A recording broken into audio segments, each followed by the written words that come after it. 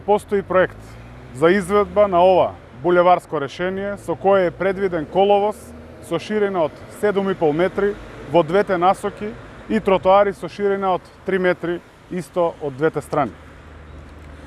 Капиталната вредност на овој зафат представува планирана изведба на мост преку река Водочница со вкупен распон од 14,60 метри.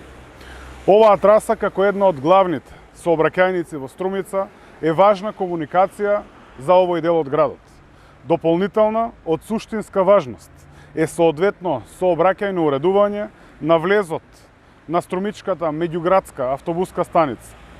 Втора сериозна артерија во овој дел од Струмица, за која сме зафатени да ја третираме, е трансформација на Климент Охридски во широко габаритен булевар на потегот од кружниот тек кај Жито Струмица до терминалот према населено место Куклиш.